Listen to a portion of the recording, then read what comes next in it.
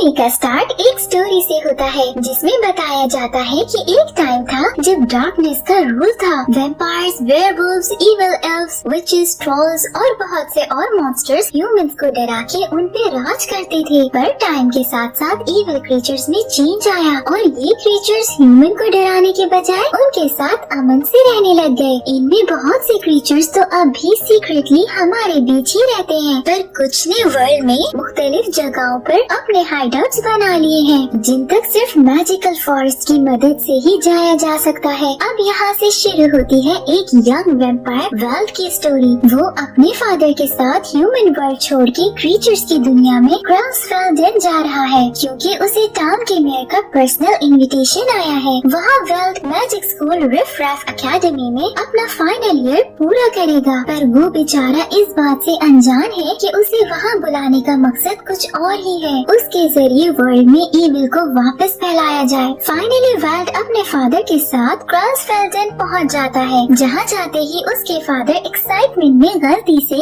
एक आदमी को हिट कर देते हैं। उस आदमी को तो कुछ नहीं होता, पर वेल्ड के गले में पहने लॉकेट की वजह से उसकी साइकिल और पुलिस वाले की कैप पुरानी हो जाती है, जिस पर पुलिस वाले को लगता है कि ये वेल्ड ने किया है, पर वो बेचारा खुद नहीं समझ पाता कि हुआ क्या। खैर वो अपने घर पहुंचते हैं, जो कि एक बहुत ही पुरानी बिल्डिंग होती है। वेल्ड इस चेंज की वजह से कुछ डरा होता है, पर उसके डैड इस सब को लेके बहुत एक्साइटेड हैं। रात जब वेल्ड के फादर अपनी शॉप सेट कर रहे होते हैं, तभी वहाँ एक जिन आके उन्हें टैक्सेस की एक लिस्ट देता है, जो कि टाउन में आने वाले हर बंदे को पे करनी पड़ती है। पर वेल्ड के फादर वो अफोर्ड नहीं कर सकते, जिस पर वो जिन उन्हें सुबह टैक्स ऑफिस जाने का बोल के गायब हो जाता है। अगली सुबह वेल्ड के डैड उसे अकेले ही स्कूल जाने का बोल के खुद टैक्स ऑफिस चले जाते हैं। स्कूल में वेल्ड 3 लड़कों के ग्रुप को एक वुल्फ नामी लड़के को बुली करते देखता है, जिसे उन लड़कों से फाई नामी एल्फ बचाती है। वुल्फ और वेल्ड में दोस्ती हो जाती है और दोनों साथ ओरिएंटेशन के लिए अंदर जाते हैं, जहाँ वुल्फ के पेरेंट्स बहुत एक्साइटेड नजर आते हैं कि उनका बेटा जो वुल्फ पैक का फ्यूचर है वो फाइनली अपने फाइनल ईयर में आ गया है और वुल्फ में ट्रांसफॉर्म हो जाएगा। सब प्रिंसिपल की स्पीच के लिए हॉल में चले जाते हैं, पर वेल्ड वहीं अपने फादर का वेट करने रुक जाता है, जहाँ वो हैनापल नामी स्कूल क्लीनर से मिलता है, जो वेल्ड को पहले से जानता होता है। अब ये कोई हैरानी की बात तो है नहीं, मैजिक स्कूल है, मैजिक से कुछ भी हो सकता है। हैनापल वेल्ड को फौरन हॉल में जाने का कहता है ताकि वो स्पीच मिस न करे। वेल्ड के फादर टैक्स ऑफिस में एक विच और टाउन के मेयर से मिलते हैं, जो उसे बताते हैं कि उसे हर हाल में ये टैक्स पे करना होगा।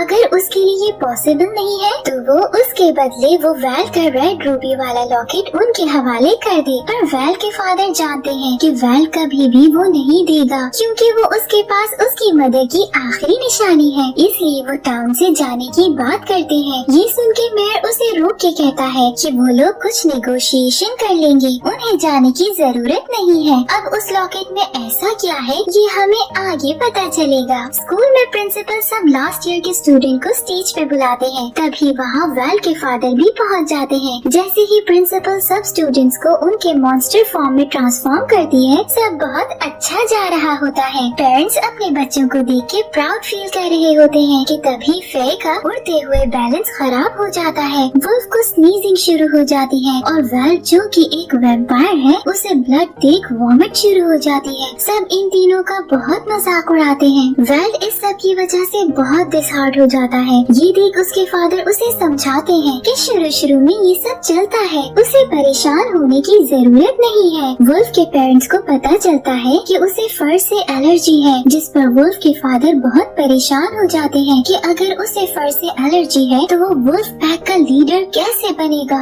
फे की इम्बैलेंस होके गिरने वाली वीडियो वायरल हो जाती है, जो देख वो भी बहुत रोती है। रात को विच वेल्ड के घर के बाहर आती है, पर उसकी गलत लैंडिंग की वजह से वो गार्बेज में गिर जाती है। खुद को संभालते वो अपना हाथ लंबा करते हुए वेल्ड के रूम की विंडो तक जाती है, जहाँ वेल्ड के फादर पहुँच के विंडो बंद कर देते हैं और विच का हाथ वहीं फंस जाता है। पर वो किसी तरह अपना हाथ निकाल के वेल्ड के लॉकेट लिए वहाँ से उड़ जाती है। मेयर लॉकेट देख बहुत खुश होता है, पर अब क्या मूवी के स्टार्ट में ही सब हो जाएगा। जैसे ही मेयर लॉकेट पकड़ता है, लॉकेट गायब हो जाता है, जिस पर मेयर को एहसास होता है कि इस लॉकेट पे रिकॉल स्पेल है, इसलिए जब तक लॉकेट का ओनर खुद किसी को लॉकेट नहीं देगा, कोई उसे नहीं चुरा सकता। विच अपने मिरर से देखती है कि वो लॉकेट वापस वेल के पास उसके रूम में है। स्कूल में एक एक करके फे और वेल को बुली किए जाते हैं, जिसकी वजह से उदास हुए वो दोनों स्कूल से निकल के वुड्स में चले जाते हैं। वहाँ उन्हें वुल्फ भी मिल जाता है, जो खुद बुली होने के डर के स्कूल बंद करके वहाँ आया था। तीनों डिसाइड हुए टाउन छोड़ के जाने का फैसला करते हैं। साथ ही हम देखते हैं कि कोई उनका पीछा कर रहा है। टाउन के ब्रिज पे पहुँच के इन्हें वहाँ गार्ड रोक लेता है, जो इन्हें एक भविष्यवाणी सुनाते हुए बताता है कि वेल का इस टाउन में आना लिखा था। इसे वुल्फ और फे को मिलके अपनी वीकनेस को हरा के टाउन में आने वाली मुश्किलों से लड़ना है और इसे डार्कनेस से बचाना है। वेल इस बात पे ज्यादा ध्यान नहीं देता और जाने की बात करता है, जिस पर गार्ड गुस्से में आके एक जायंट ट्रोल में बदल जाता है। तीनों उसे देख डर जाते हैं। तभी हम देखते हैं कि इनका पीछा करने वाला और कोई नहीं बल्कि हैनापेल है, जो इन तीनों को ट्रोल पे मैजिक करते हुए उसे बचा के वहाँ से भगाते हुए अपने घर ले जाता है।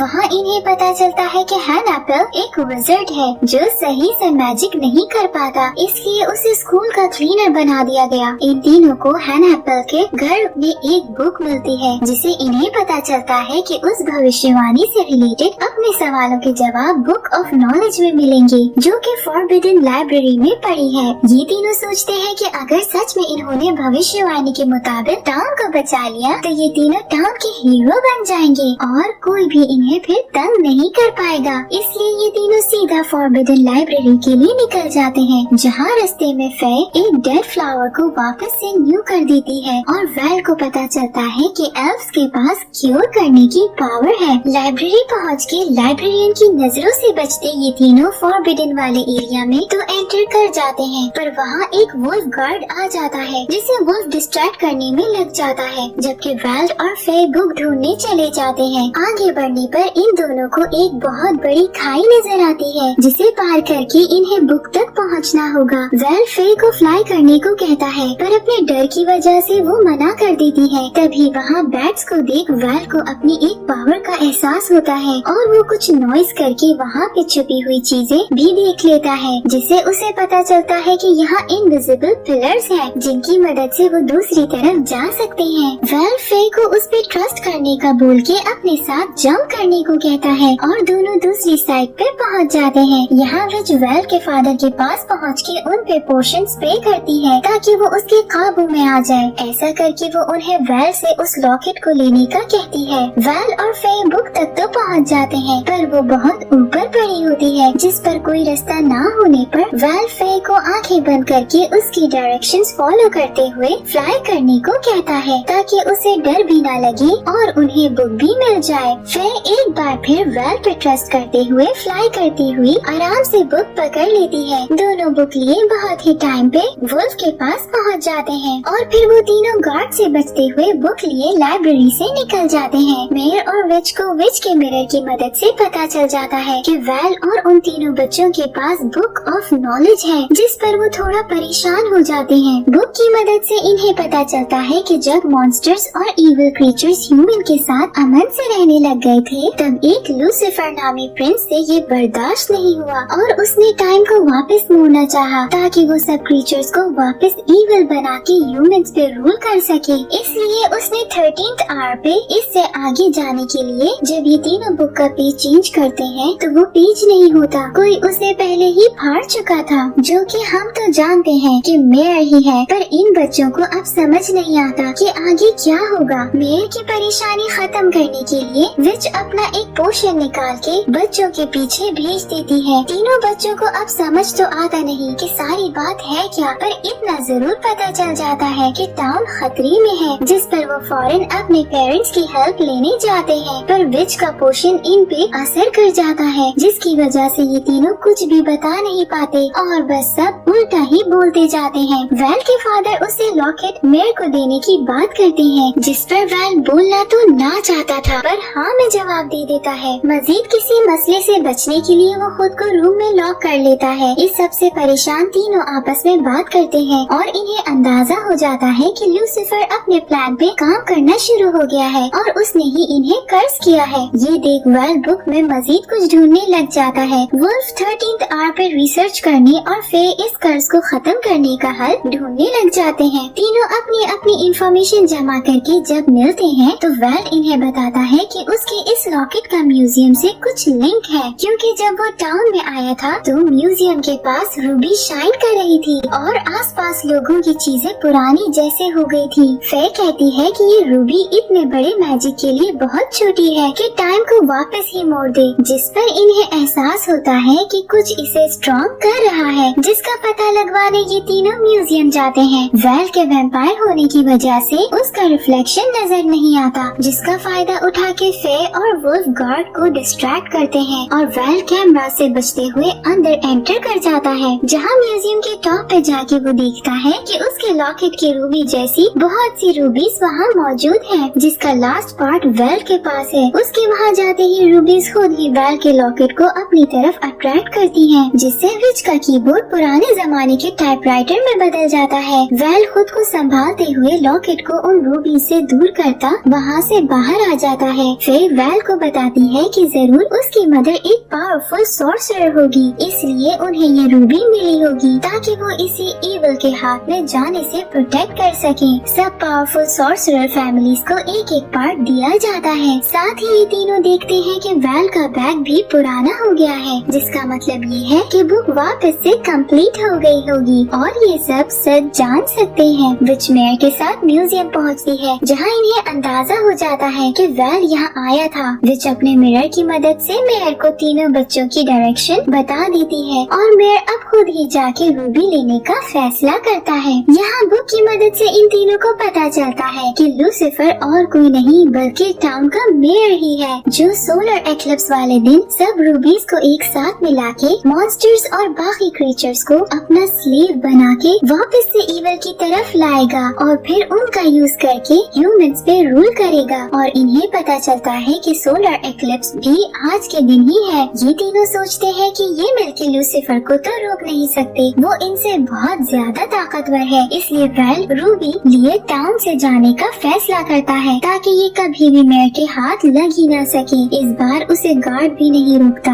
और जाने की इजाजत दे देता है। वेल अपने दोस्तों को एक इमोशनल बाय बोलते हुए जाने ही लगता है कि लूसीफर अपने इविल रूप में वहाँ पहुँच जाता है। वो वेल और वुल्फ को कुछ घंटे देते हुए फे को अपने साथ ले जाता है। उन्हें कहता है कि अगर उन्हें फे की जान प्यारी है तो रूबी लेके म्यूजियम पहुँच जाए। विच वापस वेल के फादर पे पोशन का स्प्रे करने जाती है कि वो इसके काबू से ना निकले, पर इस बार वो नाकामयाब हो जाती है और वेल के फादर को उसकी असलियत नजर आ जाती है। साथ ही म्यूजियम के टॉप पे ब्लैक मैजिक के असरात भी। वेल और वुल्फ म्यूजियम पहुँच के लूसीफर को रूबी देके फे को बचा लेते हैं। लूसीफर वो लास्ट पार्ट भी बाकी रूबी से मिला के सोलर एक्लिप्स का फायदा उठा के अपना मैजिक शुरू करता है। वेल के फादर टेलीस्कोप से देख लेते हैं कि मेयर एक ईविल है और वेल खतरे में है, जिस पर वो वैम्पायर के रूप में आके विच से लड़ते अपने बेटे को बचाने निकल जाते हैं। वहाँ लूसीफर देखता है कि एकदम मैजिक रुक जाता है और रूबी गायब हो जाता है। तभी वेल रिवील करता है कि ये सिर्फ रूबी का विजन था, असल रूबी तो उसने हैनापल के पास छोड़ आया था। लूसीफर इस बात पे गुस्से में वेल पे अटैक करके उसे बेहोश कर देता है। फे के फ्लाई करने के डर का फायदा उठा के उसे टावर से नीचे फेंक देता है। वुल्फ इस सब की वजह से गुस्से में आके एक वुल्फ में बदल के लूसीफर पे अटैक करता